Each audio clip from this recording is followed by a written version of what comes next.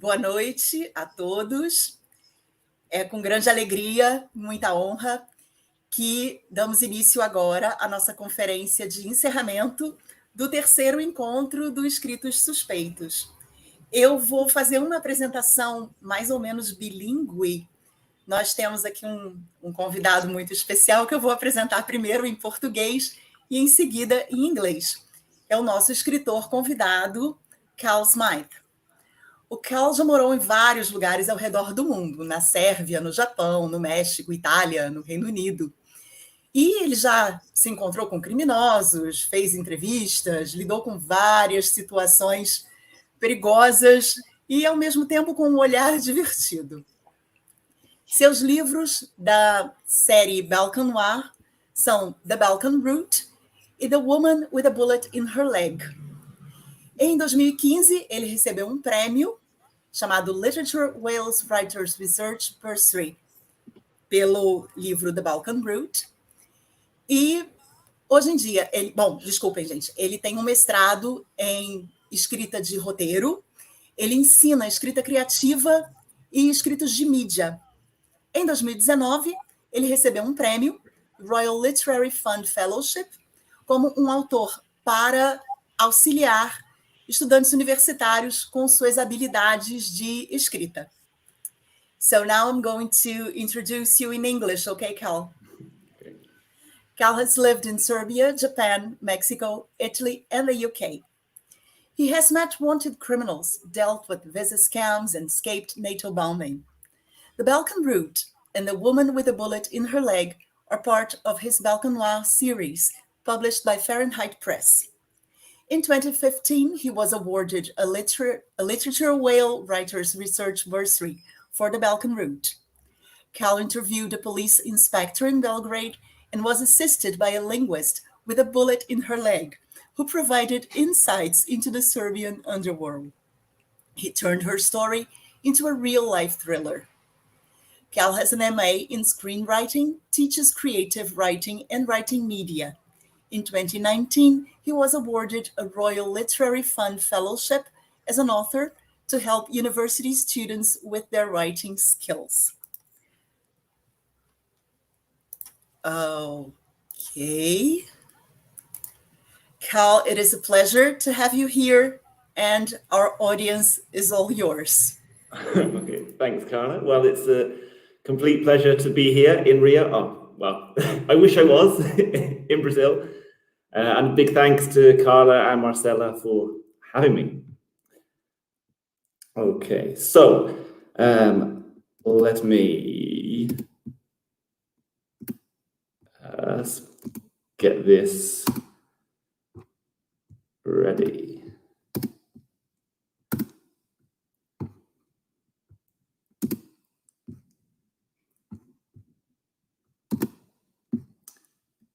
Okay, so I'm going to talk to you about Balkan Noir with the series of books which I've written about. Basically, it all comes from Belgrade, which is a fascinating city that I've loved for a long time, and I've always wanted to set a series of crime novels there. So Belgrade is this really cool cultural, historical city as the capital of Serbia. And you know, it's a really great city, a lot going on with art and all kind of different culture, music.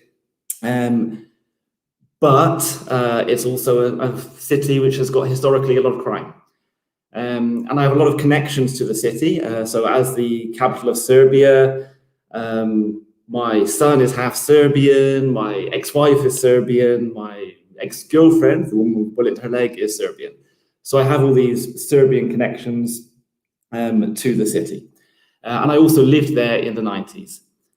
So in the 90s, Belgrade and Serbia was a crazy place. So you had the Yugoslav War, which finished in kind of 93, 94. You had the NATO bombing at 98, 99. And with that, you also had international sanctions. Now, what this did was it kind of created hyperinflation in the city and in the whole country.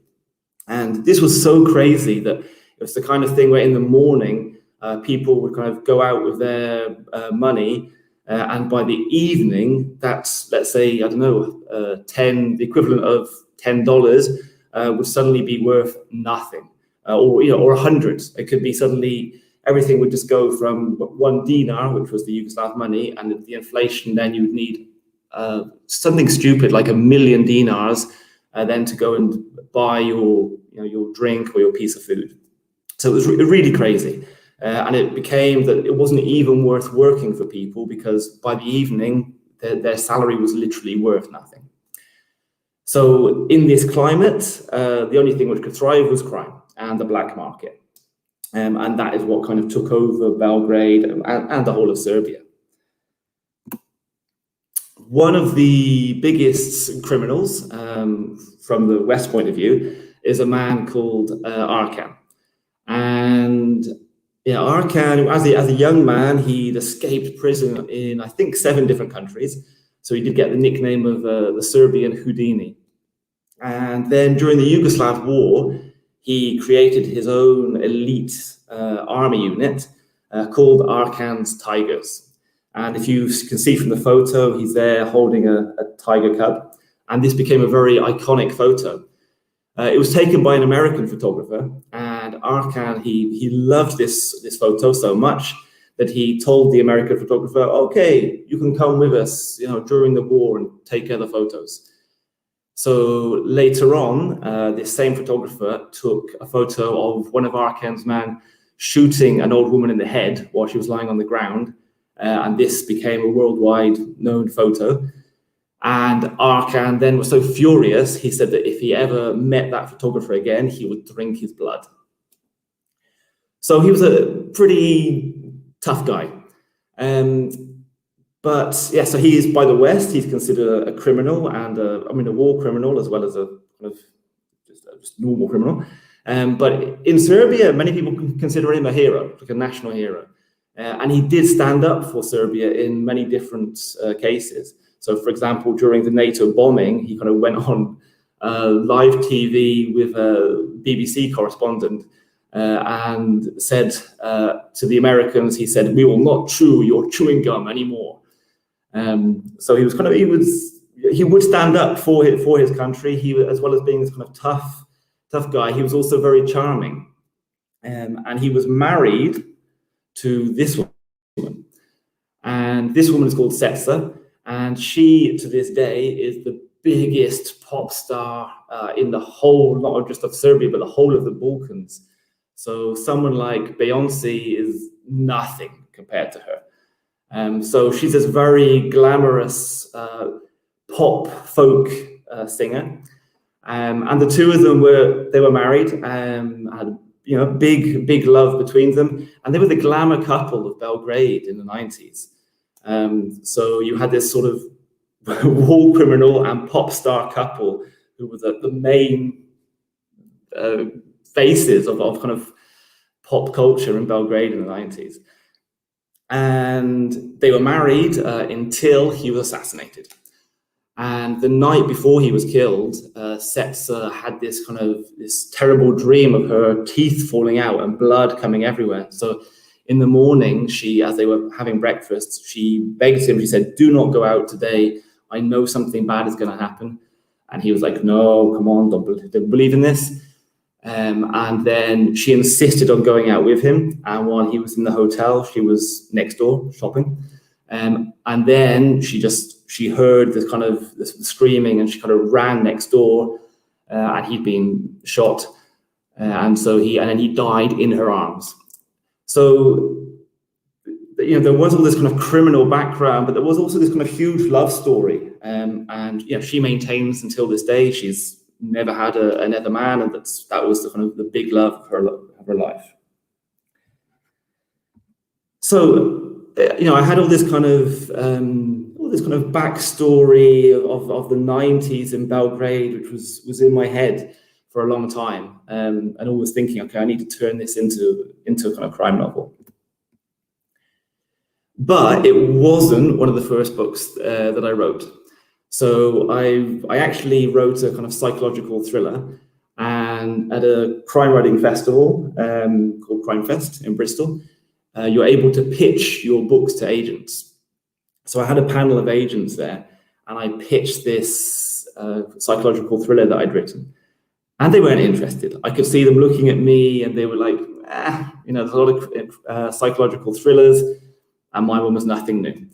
So I stopped midway through the pitch, and I said to them, okay, what about a crime novel set in Belgrade where you have a Serbian police inspector who must fight corruption to keep his family alive? And all of the agents straight away, they said, okay, this is the book you need to write. Go away and write this, and then come back to us. So that's what I went off to go and do. And at the same time, a few different things happened.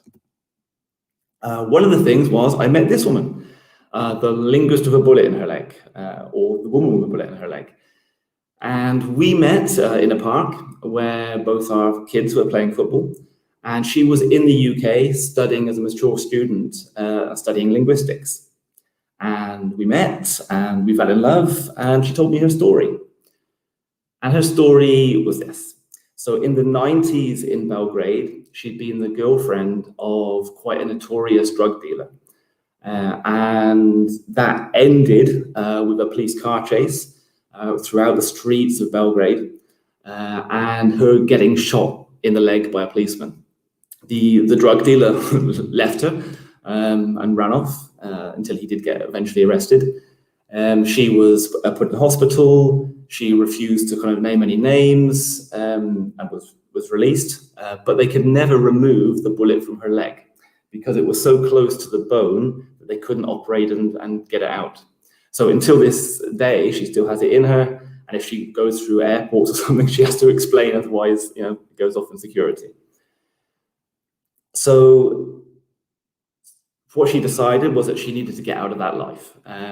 So she met a businessman who lived in Austria, and she left this kind of criminal life in Belgrade. She went to Austria, she got married, she had a kid, and then she kind of tried to get her life back on track. She went to university and was studying linguistics, going through a divorce when she met me, as was I. So we had all this stuff in connection. We had these kids who became friends. I lived in Belgrade. She had her story from Belgrade in the 90s. We were both going through divorces, and we fell in love. And so we embarked on this kind of love affair. And then also I got this research bursary, which Carla mentioned.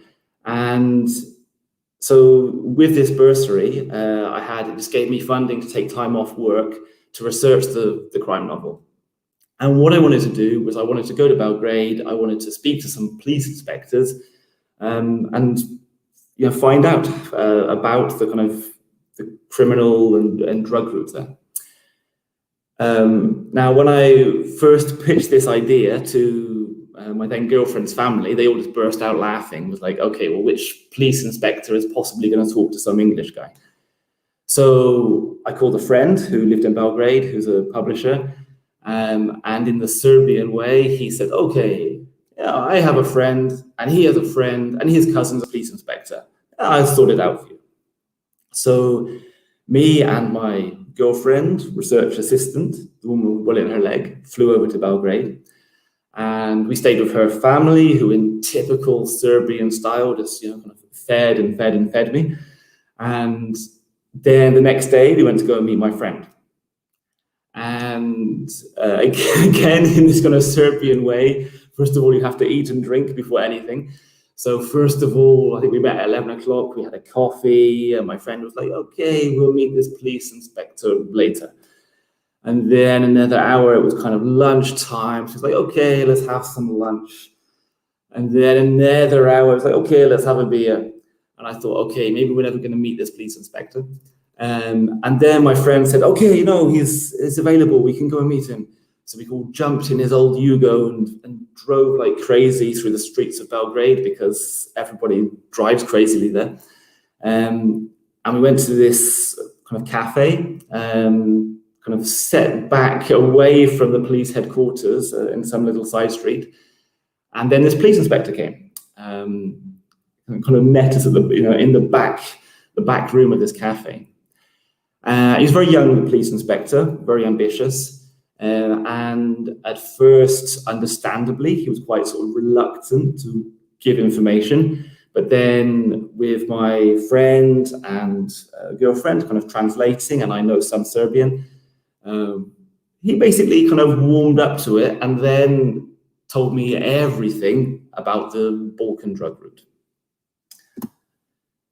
So the Balkan drug route, as you can maybe see on the screen, starts in Afghanistan, obviously in the news a lot at the moment. And obviously that's where the poppies are grown. And from the poppies, that's cultivated into heroin. Now, an interesting thing was at the time of the American invasion in the 90s, after the American invasion, poppy cultivation actually increased 3 times. So there is a lot of kind of rumors of what that invasion was actually for. So the poppies are cultivated there, turned into heroin, and it's then transported through the Balkans, as you can see, through Serbia, through Bulgaria, Montenegro, Bosnia, Croatia, and then it ends up in Western countries. So I always think that actually the Balkan drug route is a kind of unfair name because it's transported through the Balkans, but it's not where the drugs are coming from, and it's not where it ends up. So the main countries are Germany, the UK, and France. Those are the destination countries. Those are the countries where, which have the money and which are buying the drugs. So it's a bit like the kind of the cocaine, which Mexico is sort of blamed for it, and yet the USA is the consumer. So if you didn't have the consumers, you wouldn't have all the produce going there. And there's a couple of routes through the Balkans. One kind of goes the EU way through Bulgaria and Romania, Hungary that way, and one way goes through Serbia. And they both have their different pros and cons. So if you're going through Serbia, it's not in the EU. So on that hand, you have a lot of freedom, but then you then got to go into EU checks once you go into Croatia. So there's different pros and cons of going both routes if you're the drug dealers. Another thing that I found out and was really pleased to find out was about Iver. Now, Iver is the most delicious food ever. It's called the Serbian caviar, and it's made from grilled red peppers, maybe aubergine, garlic, and it's made into a kind of paste which you can eat with everything, basically. And because I'd watched a lot of like 70s crime movies, I had this idea in my head that kind of the drugs could be transported through these jars. And it turns out that it's true.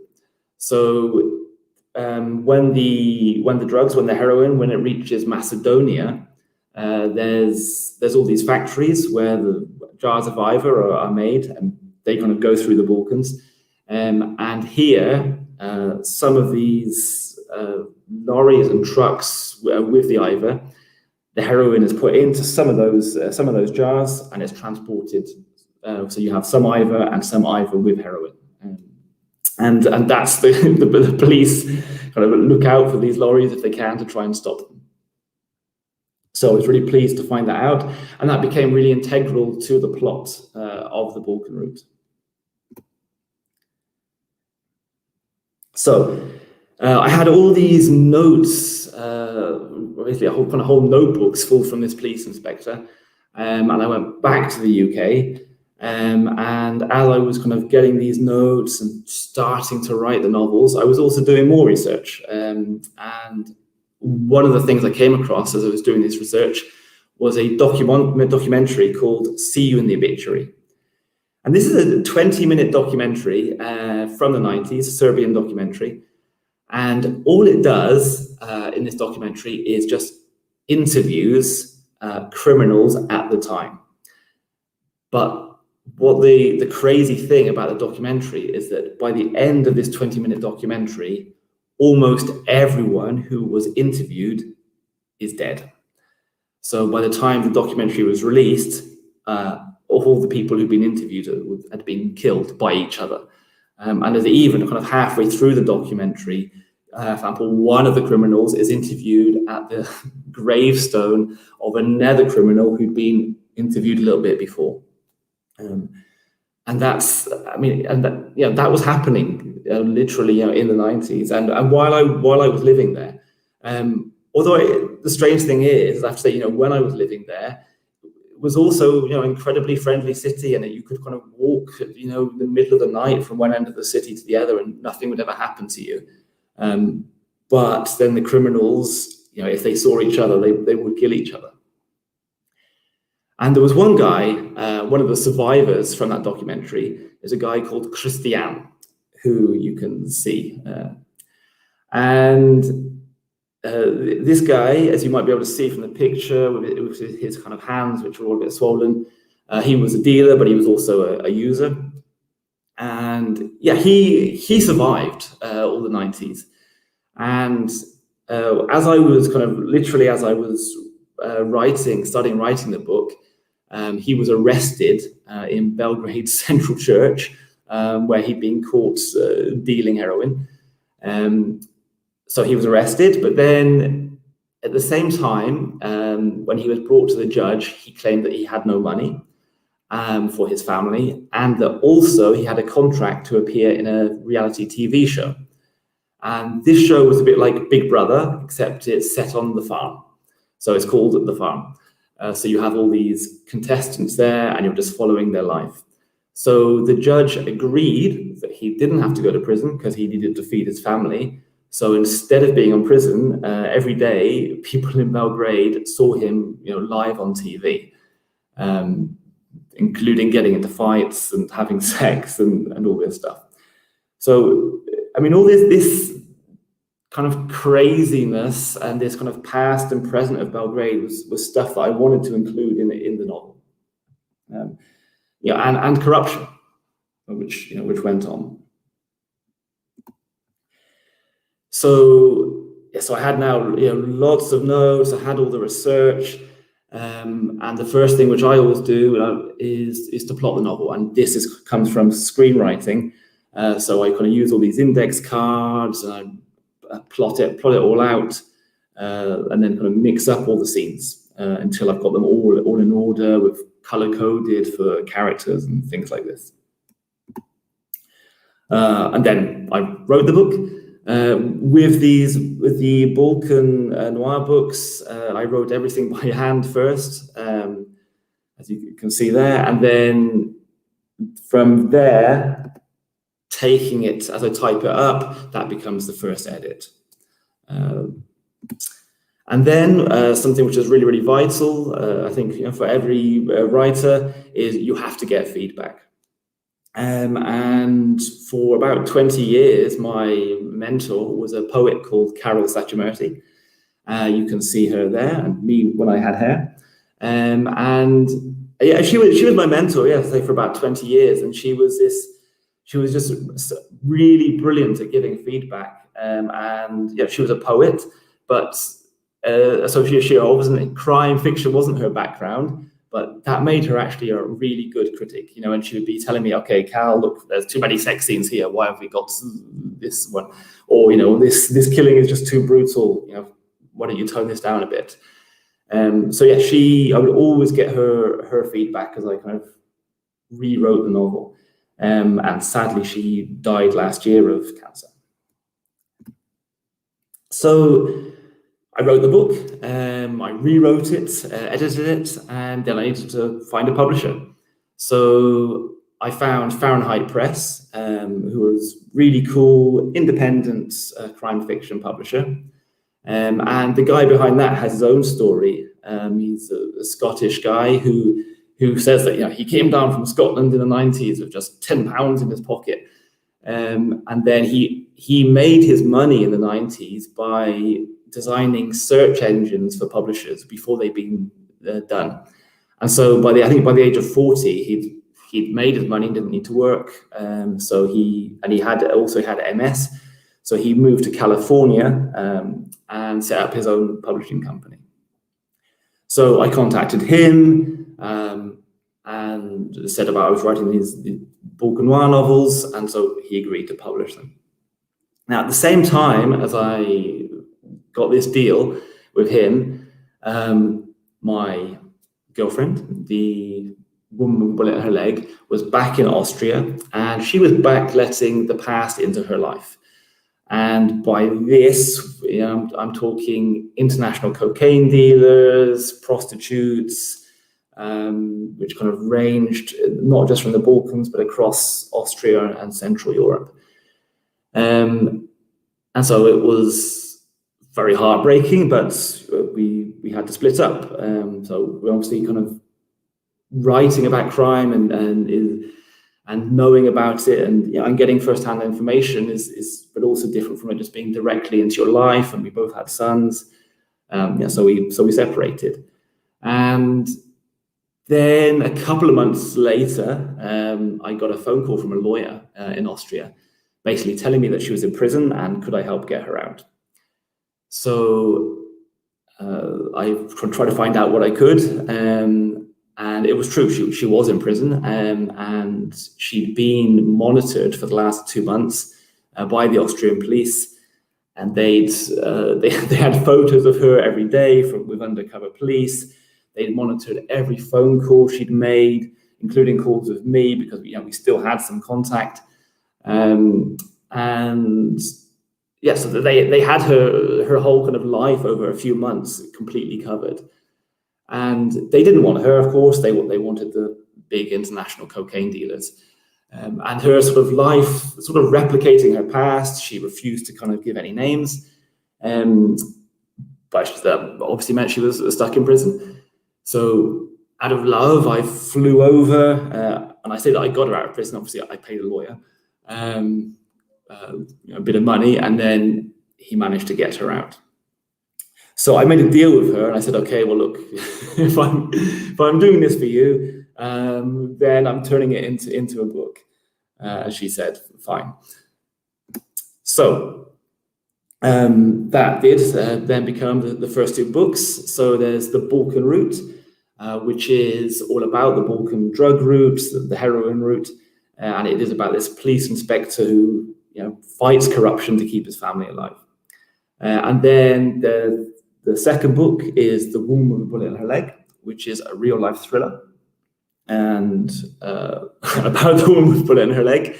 And it's a fictionalized account, of her life, of trying to escape a criminal past. And so those are the first 2 novels in the quartet. The third one is called The Clan, and the fourth one is called Balkan Warriors. So both of these are written and then waiting to be published. The Clan, it kind of chronicles 10 years of the criminal clans in Serbia and the crackdown of them, which kind of culminated in the assassination of the Serbian Prime Minister, Djindjic. And then when the police then just had enough, well, they didn't have much choice, because either the whole city was going to be taken over, literally, by the criminal clans who sort of blockaded all the roads, or the police had to actually almost turn into criminals themselves to kind of take out the clan. And I did a lot of research for that book. I'd say it kind of covers a span of 10 years from the 90s until the 2000s. And one of the ways I did research was with a journalist called Brankica Stankovic. And she's a kind of very well-known journalist in Belgrade. And you can see there she has her book, which I had her, she gave me a translated version in English of her sort of biography. And she's, I think until today, she's still under protection and has sort of 24-hour security with her. But she's always just still kind of, she has her own program called Insider, and still kind of presents each week things about the kind of crime in Belgrade. So there's The Clan, and then there's Balkan Warriors. Balkan Warriors is about a 10-year police operation to bring down the cocaine cartel. And because what happened in real life was that when the clan were taken out, then as so often happens, there was a vacuum. And that vacuum was filled by someone called Darko Šarić, who created a cocaine cartel. So he did it in a very clever way. I mean, he saw that there was opportunity. So you had this cocaine, obviously from Colombia and Mexico, going up to the USA and Italy traditionally. But Italy was going through a lot of sort of anti-mafia time, and so he saw an opportunity. And so he basically created a new route coming to Montenegro and Serbia, and from there into the rest of Europe. And for this, again, I did a lot of research, and there's a book you can see there called Šarić by another journalist who kind of gave a biography of his life. So I did a lot of research using these journalists, using their work to create those two novels. And it's not just, so obviously, I mean, I've written these books all set in Belgrade, but there's lots of other crime writers coming out of the Balkans. And I would say, it's kind of slowly, steadily, maybe becoming a sort of little subgenre. So there's a book called Balkan Noir, which at the moment is only in Greek, but I know that they're trying to get it translated into English. And that has, I think, 12 authors from different Balkan countries writing short stories set in each country. So, you've got Slovenia, Croatia, Serbia, Greece, Turkey, and there's a writer from each country.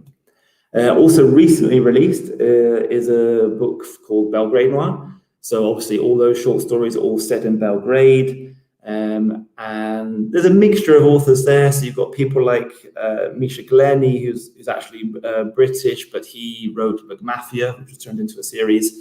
And he's also written kind of historical books about the Balkans and the Yugoslav War. But you also have Serbian authors like Verica Vincent Cole, who, she's from Belgrade, and so she's written her book, her story, knowing what life is like there. So those are two interesting anthologies which have come out. And there's also kind of movies and TV series which are sort of just starting to come out. This one is called Južni Vetar, which means South Wind. It was made as a movie by Miloš Avramović, and he's also turned it into a series. And in Belgrade and in Serbia, it's the biggest hits TV series I think ever. The movie has been translated into English, so that is out. The series, I talked with him, and he's hoping to get that translated at some point into other languages. So, and also myself, I've been trying to get my novels turned into a movie and a series. So this guy called Stefan Kapovic, who you might know as Colossus from Deadpool, and I met him at, we contacted each other, and I actually met him at a Comic-Con. Really super cool guy. I mean, generally very sort of cool person. And he's like a sort of ambassador really for Serbia and Montenegro. And so he's also kind of living half the time in LA as this actor, but he's also always trying to sort of promote series and films and culture from Serbia and Montenegro. And he has an interesting kind of life story as well, because his dad was quite a famous professional basketball player for Yugoslavia when it was all one country. His wife is Croatian, so he's also within his own family is part of the whole Balkans rather than just being Serbian. And in one of my books, which I had written before I met him, one of the characters, his dad, is a famous basketball player. So I contacted him and said, well, that's strange because I've written this book about that. So I'm still in negotiations with him, seeing if he'll ever get this kind of movie made. But we shall see. And I'm also currently working with a Slovenian-Serbian director called Svetlana Dramlic. And she published a book in French with a French journalist, which is about the Pink Panther gang. So I don't know if you've heard about them, but they were, a few years ago, really famous or infamous across Europe when they were kind of robbing all the jewelry stores and banks, including Cannes. I think Angelina Jolie all her jewels were robbed. And the gang was nicknamed the Pink Panthers. There was, I think, a British documentary made about them, I think, which she claims is not at all true. And the reason that she decided to kind of write this book and wanted to turn it into a series is that her godfather is actually the main guy behind this Pink Panthers gang. Now, they've never been caught. They're still wanted to this day by Interpol. And me and her kind of got in contact, and we decided to mix her book with mine and to create a series. So last summer we were kind of started working together, and we had this kind of very interesting time where we'd be writing all down how the script and how the series could be, and then she'd go, okay, let me just check. And then she'd phone her godfather and say, okay, is this true? Is this how you robbed the jewelry store? And he's like, no, it wasn't like that. It was like this. I said, then we'd go and change the scenes. I don't know his name, and even if I did, I couldn't possibly say it because I value my life. But yeah, it was interesting, and that's still ongoing. But I do think you have this kind of constant thing in Serbia where you have this mix of culture and crime, and it kind of goes hand in hand. It's very kind of strangely. And he was, we spoke about it like on the phone with this guy, and he was like, yes, okay, make the series about it. Obviously, his name could not ever be said. But also he was like, okay, and you get this series made, and then look, I will give you all the stuff you need for another series because I can tell you all about the crime which is going on now. So you do have this weird correlation. So that is it. That's my talk on Balkan Noir. So I'm going to come back here. Cal, thank you very, very much. I would like to encourage people who are watching us now to start writing their questions, right? I myself have a very prosaic question to ask you. I was, baffled by when you said that you wrote the first book first by hand. Please tell me a bit about it. It's like, who writes a book by hand when you have computers? You don't use pens? I don't know. For years, I was just like old school. I just wrote everything out by pen first, and that was the first edit. Yeah, look, I can see. I used to find it really useful because that was like that was kind of getting it all down, and then typing it up would be the first edit because then it would get changed as you go onto screen. I have to say now, I don't. The one which I've just written called Transhumanity, which is all kind of tech-based, I just type straight. Okay, but do you feel it impacts your creative process? I think for the Balkan stuff, it was really useful. It helped. Because on the one hand, I was just getting everything down. Like, there was so much I decided, and I just needed to get it down in all these scribbles and notes and everything. So I think that it had to be done that way. And the transhumanity one, actually, I very deliberately wanted because, to be direct with technology and just type it up straight away because it was about technology. I have a question to call again.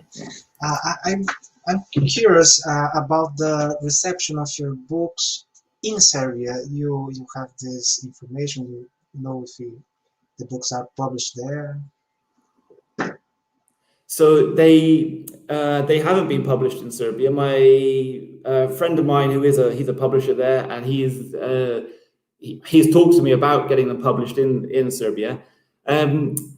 I think it's only, I mean, he used to joke with me when I first said to him that I'm writing them. He was like, well, who's going to read Serbian crime because we live it every day? But I think now it's becoming, like I was saying, there's now other authors, you know, there's other authors from there, from Serbia and from the Balkans, and they're starting to get published. So I think it will start to get, there'll be kind of Balkan crime starting to come out. We are the proof that you can live in a city with a lot of crime and read a lot of crime fiction. So yeah. Very success. I love the story of the farm with the drug leader. We have read the farm too, but never with a gang lord. Would be very, very nice to watch. It's a crime series, I think, in a way. Yeah, I mean, yeah, crazy stuff. I mean, I don't know what kind of corruption happened of a judge agreeing to that, but it's a very nice story. Chris, Marcelo, do you want to ask some question? Just trying to open the mic. I was curious about the construction of the scenes, the index cards you use. You write the scenes and you put all on the wall, and then you were changing the order and building the book. That's it. Yeah, so I mean, I learned that from screenwriting, and I've always found it really, really useful. That yeah, I mean, exactly as you just said, Marcella.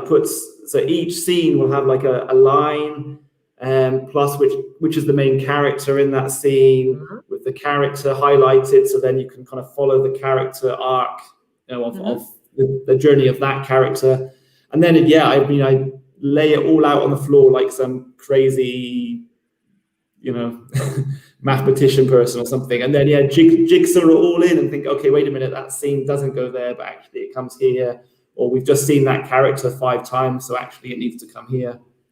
And I always do that, I have to say. Very interesting. You must come and teach us. well, it was one of the, I think when I did my MA, there were 2 huge things I learned. One was about structure and using index cards, and the other thing I just always remember was this phrase, which was called "leave your ego at the door."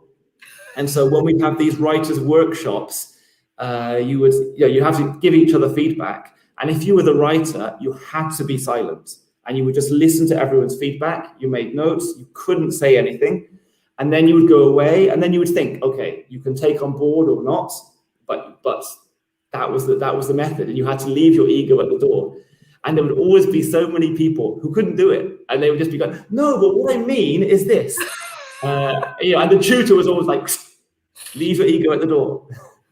And that's why I think, you know, every writer, you have to have feedback, you have to have criticism, and you have to rewrite it. I mean, and leave your ego at the door. Thank you. This is so interesting, because when we teach literature, when we talk about literary criticism, we always repeat to the students, listen, you can't think about what the author meant. It doesn't matter. Once the author's published, it is what he wrote and what is out there. What he meant doesn't really matter anymore. Yes. So it is kind of that, right? Leave your ego at the door. What you meant, it's like, I don't really care about it. I want to know what's there, what is written. Yeah. And the real man could be a lie, could be an invent, the real man. I think the most important is the effect from us. Well, first of all, thank you for sharing your art with us. I think it's beautiful. It's wonderful. And I would like to hear from you a little bit more about your way of writing by hand. I think it's very interesting, because we are in media moments, because I like this. I like very, very much. I have a lot of, and I think it's important because my mind thinks better with my hand. Well, I'd like to hear from you about it. What could you do? What could you tell for us more about it? Yeah, it was interesting what you just said, isn't it? Whether, I don't know, there's some sort of direct connection, I don't know, between the brain going down the arm and out of the fingers. I don't know, I was just visualizing it now as you were just saying it, so maybe that's what happens. Yes. And I don't know, it's always been, I mean, for years, literally until the last one, I always wrote by hand. And like for every Christmas and birthday, my son, he would always say, okay, let me guess, what do you want for birthday, Christmas? I said, yeah, a notebook. And he was like, oh, a notebook again. But it was always the best present, because I was like, okay, yes, you're always going to fill up a notebook. And I think I do remember, I mean, I remember that from my course as well. But I think anyway, I always did that. But as a writer, you always have a notebook with you, even if it's just some tiny thing in your pocket. So you might have a note to write it down.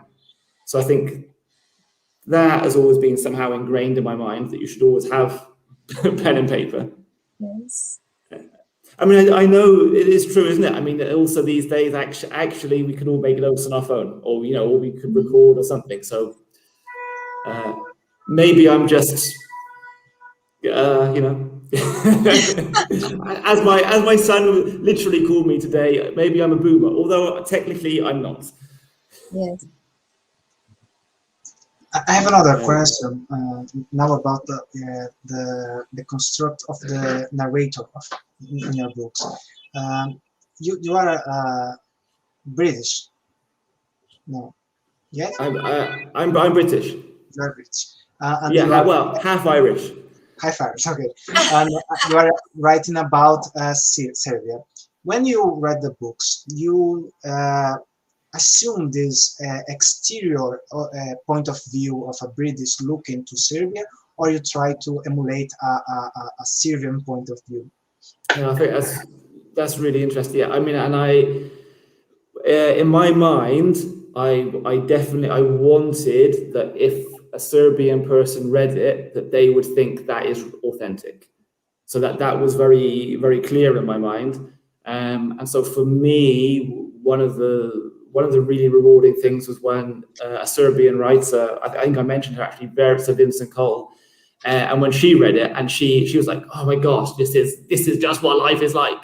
And so that for me was really rewarding to think, okay, I've captured something, which obviously you can do in one way by describing everything of the what is drunk and what's eaten and everything, but also trying to be how people speak there, but it is a bit difficult, because obviously you're writing it in English, but still trying to have the mannerisms of the people. One of the accusations I had actually at one festival was that it was a little bit sexist, and all the description of the women was too. I guess kind of sexist, and there was all this kind of description of the women all being sexy and something, and I think it's possibly true, but my defense of that was that I was trying to get into the characters of the mafia, and that's what the mafia women were like. So that's what I was trying to do.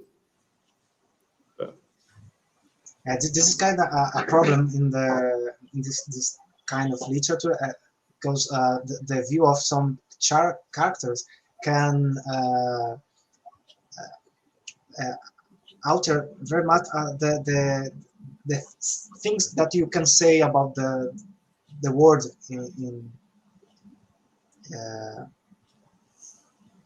we in Brazil we see this too in the narco literature that we have, some writers that are not persons that are born and raised in a favela and try to emulate this, have the problem that, okay, I talk like me about the favela, or I try to emulate this point of view, and it's a dilemma, no? Yeah, no, I agree, and yeah, I mean, I try to be as authentic as possible, and kind of going in as far into the world as both as a writer, but also as a person. So, I mean, there were other things which I didn't mention, but for example, when I was with the woman with a bullet in her leg, and she would kind of take me to these places. Like, for example, in Slovenia, there's a place called Little Bosnia, which is this. It's like a street off the motorway, or like a little village, and it's where people all from different Balkan countries live and built their houses. But it's their own little world, and they have like a little bridge, and if the police try to come there, they just cut off the bridge, and then one house warns the other house, warns the other house. And then if you go there, it's where you can buy drugs, and you can find out all kind of things, cars, whatever you want, stolen cars, etc. So I would be kind of taken to these worlds. So I try to use all that stuff to be authentic. And this world of crime never interfere in your life in some way? It did when the woman went to prison. Yeah, I mean, it did. And now, I mean, I kind of joke about it. Yeah, but it was at that point was quite sort of scary, and you could easily become paranoid. I mean, I sort of flew over there, and I didn't know exactly what was, who had said what to who, and I do know the names of the people involved and stuff, so I knew that I couldn't say those names. And I also knew, for example, so those people who were these sort of international cocaine dealers, I knew that they weren't fans of me because, this woman had, did still love me and this kind of stuff. So, yeah, there was a little bit of scariness at that point. Here in ESCRITOS Suspeitos, in the last, we interview a Brazilian author named Júlio Ludemir, and he is Brazilian and wrote a book about Rocinha, the favela, and he was even talking about the crime problems, but he wrote a blog notice about the commerce in Rocinha, and he was jurado de morte. Como é jurado de morte em inglês? Kind of market to death, and needed to flee from Rio de Janeiro for a lot of years. And when I hear you saying about this involved in the Balkan crime, I was thinking about that and how But it also reminds me of, one of my favorite authors is Don Winslow, who wrote all the Cartel trilogy, which I think are amazing books. And I think his life has never directly been in danger, but even I always think of the very first page of that book where he just lists all the journalists who were killed during the time which he wrote the book. And even right now, just that first page just always just gives me, hair raising. And the Balkans is a bit strange because, I genuinely love Serbia and Balkan people. It's almost like, okay, that crime happened because it had to happen because there was nothing else, because nothing worked.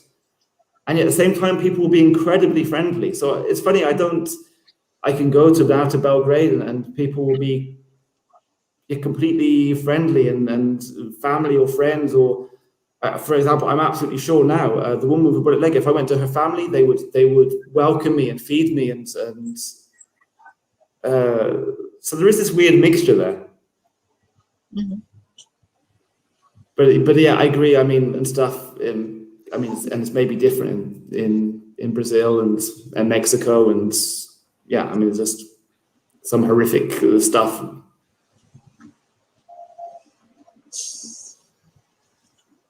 Quer fazer uma pergunta, Cris? I think it's okay. I'm just thinking about real experience because I remember Chico Buarque, when he wrote Budapest, he had never been there. And I was thinking about, because what's the real function of the experience as a material from the text, from the books, from the stories. What's the importance of the real experience? What do you think about it?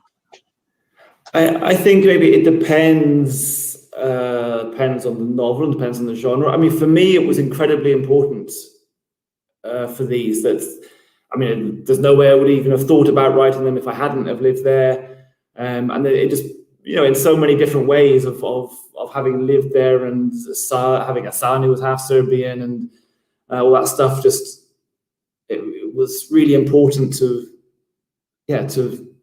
be there and have experienced that. But I think it also depends. I mean, if you're writing, science fiction, isn't it? I mean, you can, then obviously you can't be in that. You just have to imagine that world. So I think both are possible. Whether you have really experienced something or it's just your imagination. Calma aí, repete por favor, Cris, que eu tinha silenciado enquanto ele estava falando. Oh, sorry. No, I think it's a different ways of seeing, ways of feeling, ways of reading. I think we have a lot of ways of the process of reading and writing, and to feel the things, the world around us, and not necessarily is the same thing. What we feel is not exactly what we write, but there's a mix. I think it's a lot of ways of translation of the feelings, I suppose.